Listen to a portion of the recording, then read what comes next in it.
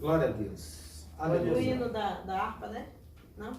O evangelho É uma coisa bem informal, né? A gente está falando aqui sobre a questão dos demônios, né? Que hoje muitas pessoas não acreditam Não mais nos acreditam demônios. mais, Né? nas igrejas Mas nem aí, Tiago, manifestam. uma passagem que fala sobre os demônios, né? A gente vai falar sobre isso. O Evangelho de Lucas, capítulo 4, versículo 33 ao 36, diz assim: a cura tem por título A Cura do Endemoniado em Cafarnaum. Versículo 33. E estava na sinagoga um homem que tinha um espírito de um demônio imundo. E este exclamou em alta voz, dizendo: que temos nós contigo, Jesus Nazareno? Vieste a nos destruir-nos? Bem sei que és o Santo de Deus. E Jesus o repreendeu, dizendo: cala-te e sai dele. E o demônio, lançando-o por terra no meio do povo, saiu dele, sem lhe fazer mal. E veio o espanto sobre todos, e falaram uns aos outros, dizendo: que palavra é esta, que até aos espíritos imundos manda com autoridade e poder, e eles saem? Amém. Esta é a palavra de Deus. A gente vê que aí parece que a questão dos demônios, né? Ela é bíblica. É uma questão bíblica, né? Só que a gente tem que entender como é que os demônios agem hoje. Como vocês sabem, como é que acham que os demônios agem hoje, né? Porque quando Jesus veio, nessa passagem bíblica, que estava em Cafarnaum, né, que era a cidade que ele morava, né? E todos que ouviam ele falar se admiravam da doutrina dele, que ele pregava com autoridade. E aí, fala desse endemoniado. Quando Jesus chegava perto, os demônios se manifestavam, né? Eles se manifestavam mesmo e diziam: que temos nós contigo? Quer dizer, o poder é tão grande na vida do Senhor Jesus, né? Que os demônios não aguentavam, eles tinham que se manifestar, se mostrar. Mas e hoje? Onde é que estão esses demônios, né? Parece que a gente vive um tempo que muitos até já deixaram de acreditar que existem demônios. Sim. Não é verdade? Não é verdade, Luiz? É pior que é. A igreja que você congrega, aparece demoniados lá? Não aparece não. O culto parece que é tudo normal, né, Tiago? O que nós vemos hoje, pastor Souza, é que hoje em todas as igrejas, nós não podemos citar a igreja A, B ou C, mas que tem muitas pessoas doentes.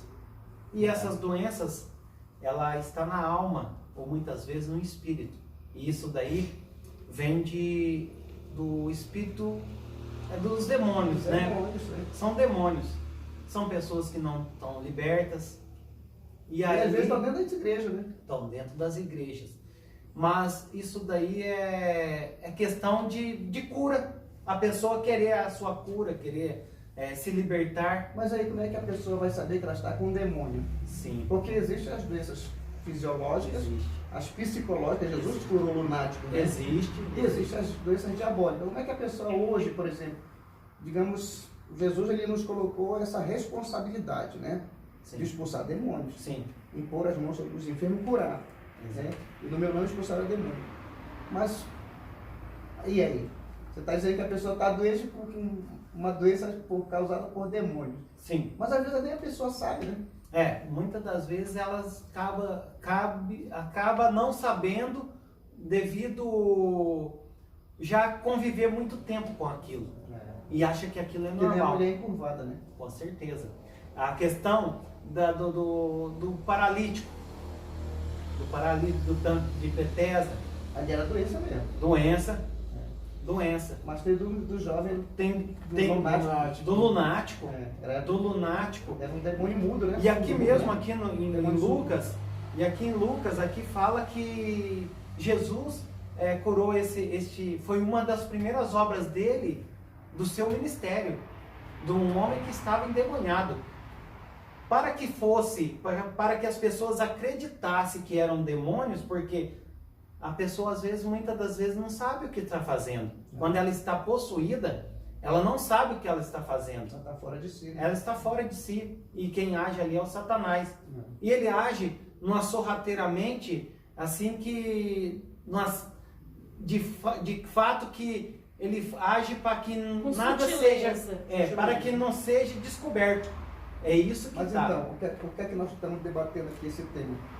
O tema hoje, afinal, os demônios estão operando ou não estão operando? Estão operando ainda. Logo que eu aceitei Jesus lá em Coraci, nós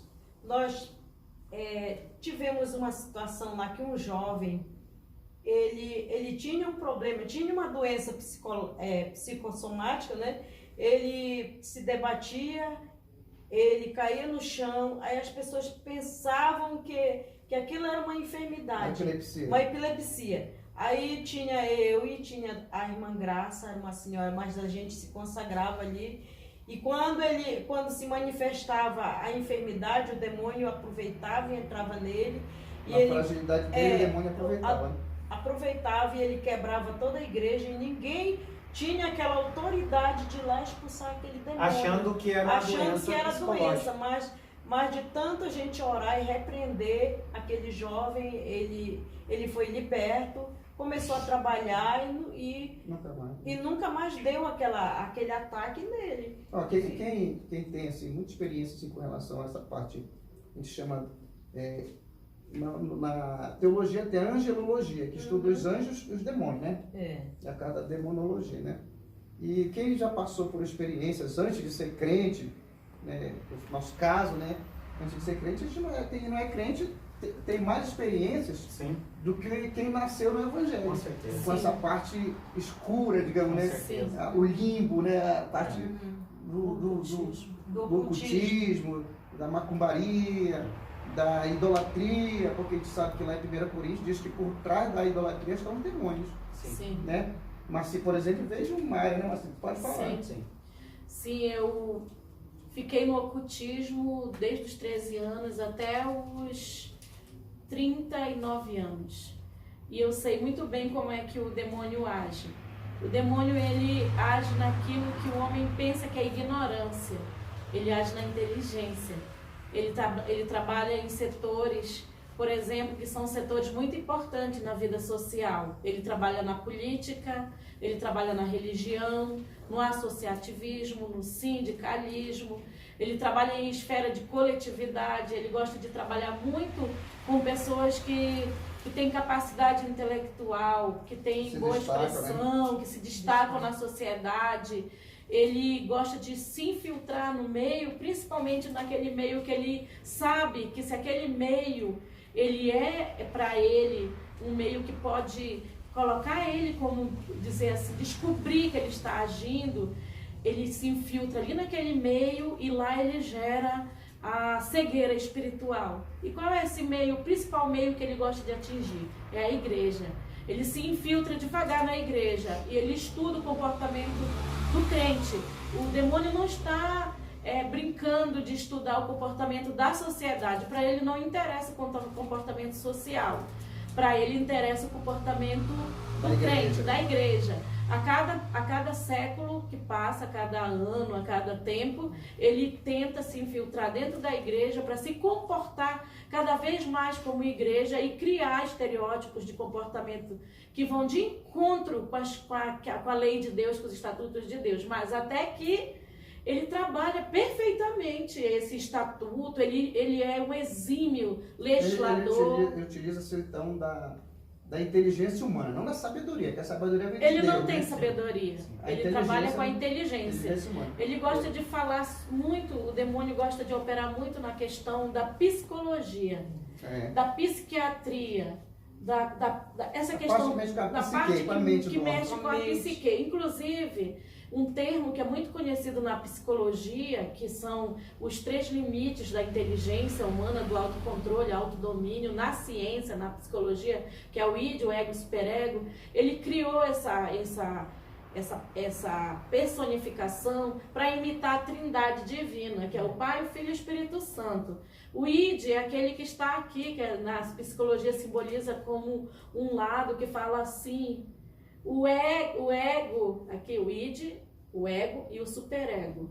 O ego é aquele que é neutro, está aqui trabalhando, mais operando, recebendo a influência, como se fosse a alma. E o superego é o espírito, a alma e o corpo. E o superego, no caso que é o corpo, é aquele que não tem limite. Se você alimentar ele, ele vai comer tudo que você alimentar. Quem é que vai dar o equilíbrio para ele é o espírito, no caso é o ego, que está bem aqui no meio. Ele tenta imitar isso, trazer para a sociedade que o homem ele está numa época de desequilíbrio. Na era atual, que é a nova era... É o século que está trabalhando a depressão.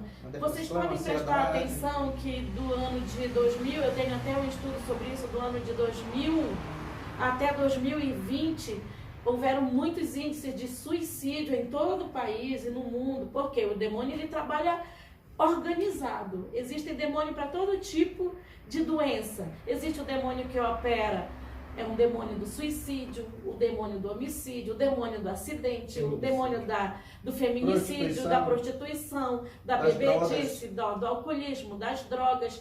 E ele trabalha organizadamente. E como que ele vai operar dentro da igreja? Justamente trazendo alguns estereótipos trazidos pela ciência do mundo para dentro da igreja, para ao invés da pessoa falar em fé, ela vai falar em sinergia, e energia, altruísmo, resiliência. Assim, hoje eu vi alguns livros de pessoas renomadas até, né? Que diz, a gente está falando sobre a ação de demônios, né? Sim.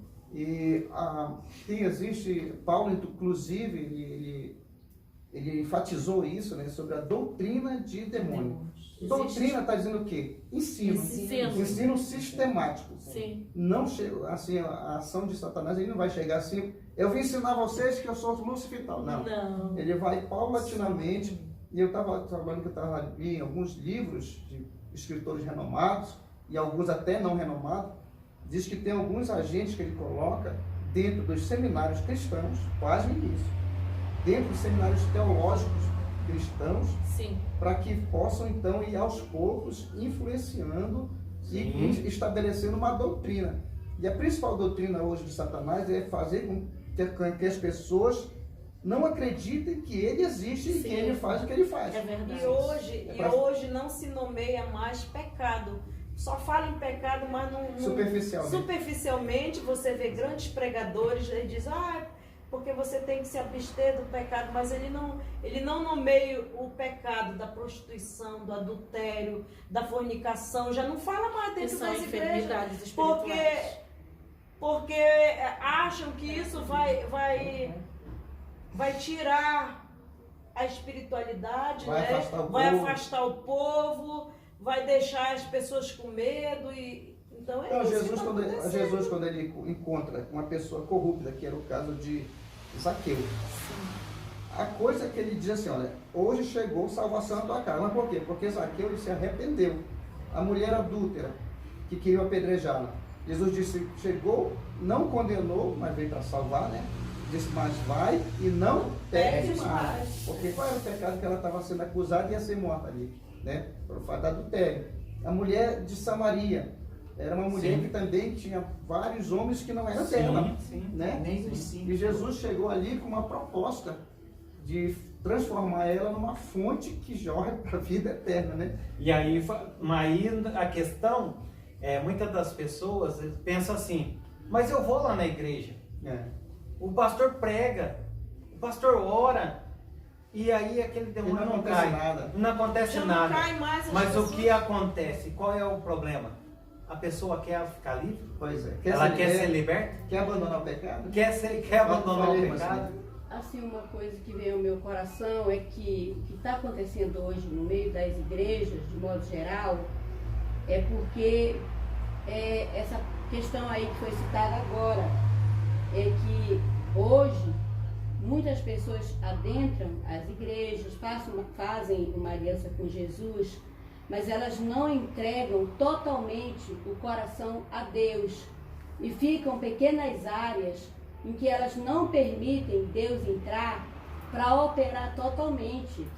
E isso também se torna uma barreira para que o Senhor venha libertar totalmente um crente. Então fica tipo assim, é como se fosse um segredo. Aí, por exemplo, você para de fumar, de beber, mas fica algo na sua vida que você não deixa o Senhor operar. E o Senhor, o Senhor Jesus, ele é muito ético. Ele só trabalha se nós dermos liberdade. Então, se eu entrego o meu coração parcialmente, logo vai ficar um pedacinho, pode ficar algo do mal ali, que vai durar anos.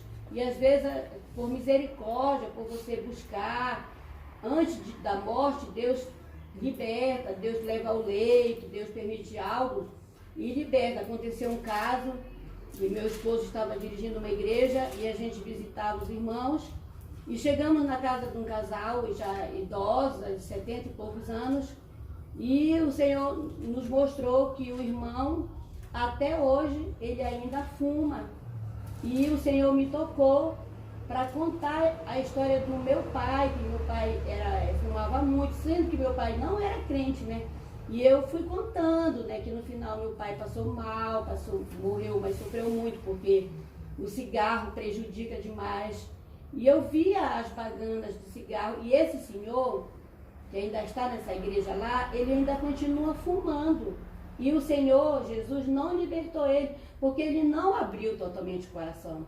Ele vai ao culto há anos, ele é crente, está lá na igreja, sendo que, graças a Deus, ele se abstém da Santa Ceia, né? Ele respeita, ele sabe que não pode. Mas aí, por que ele não é liberto? É porque ele não abre o coração totalmente para Deus. E esse é um dos motivos pelos quais há muitas pessoas nas igrejas que ainda estão sob influência diabólica, porque elas não estão dando lugar para o Espírito Santo, para ele entrar, para ele libertar de verdade. Dizer, Jesus, eu quero ser liberto de verdade. E aí também tem outra questão aí que eu gostaria de frisar, que é o fator de você, muitas vezes, você, como se diz assim, você quer ficar com um pedaço da tua vida sob o teu controle e não entregar para o controle de Deus. Então Deus, ele não vai te obrigar. E aí é que entram pequenas áreas da vida, brechas que nós chamamos, e que ele fica operando lá. A influência de Satanás hoje no mundo, inclusive com o surgimento do século XX, da nova era, né, da pós-modernidade, que é o período que nós vivemos, é negar o absolutismo. Porque a gente crê que a Bíblia ela é absoluta nas suas verdades. Sim. E o século XXI, da pós-modernidade, que tem uma doutrina maligna, ela relativiza. Não, o que era pecado no passado, não, isso é relativo. Para você pode ser, mas para mim não é. Então vamos viver bem, a política da boa vizinhança. Né? Então isso aí também há uma ação maligna para que tire, inclusive de dentro das igrejas, essa preocupação com a alma humana. Sim. E Jesus tinha preocupação com a alma humana, com a salvação. Né? A Bíblia diz, Jesus fala assim, quando o Filho do Homem vier à terra, achará fé? Né? Qual é a fé? A fé é aquilo que nós temos escrito na palavra de Deus, que a igreja está na terra para expulsar demônios, para ressuscitar mortos, para impor as mãos sobre os enfermos e curar. Amém. Mas acontece que as doutrinas humanistas e diabólicas vêm influenciando as igrejas do decorrer, porque isso não foi um trabalho que começou agora, mas veio paulatinamente para que as igrejas do século XXI não venham mais crendo nessas verdades. Nós estamos falando aqui do assunto de demonologia, de que os demônios continuam aí sim, causando muito mais mal do que faziam no ano passado, porque antigamente no passado até as pessoas que nem eram crentes eram mais sóbrias, santificavam mais, né? Evitavam mais certo tipo de coisas que hoje até, se um dos apóstolos ressuscita, eles se escandalizariam hoje dentro das igrejas, que, é que a gente vê. E a gente vê que isso não é uma ação do Espírito Santo, é uma ação diabólica. Sim. Nós vemos aqui, pastor Souza, eu quero recitar uma passagem bíblica aqui que está no Evangelho de Mateus, capítulo 22, versículo 37 e 38. E Jesus disse, amarás o Senhor teu Deus de todo o teu coração e de toda a tua alma e de todo o teu pensamento. Este é o primeiro e grande mandamento. E aí aí a pessoa aceita Jesus. Eu aceitei Jesus. Eu aceitei Jesus e eu amo Jesus. Só que eu amo Jesus, né? Não sobre todas as coisas. Nem sobre todas as coisas, mas a minha alma tá fisgada ali no jogo de futebol. Na internet, A minha alma está na numa internet, baladinha, numa Na balada, internet, está No no, jogo de futebol. está nas paixões mundanas, Nas novelinhas. nas novelas. Tá? E então, isso daí, eu tenho um bom exemplo de quando eu me converti ao Evangelho, eu tive uma doutrina muito severa. Severa do quê? Falando assim, não, você quer servir Jesus? Tá. Você elimina tudo da tua vida, o que te atrai para o mundo. E é a verdade. É verdade. Sim. E é a verdade. Ninguém pode servir a dois senhores. As dois senhores, porque se você der essa... E aí está a brecha.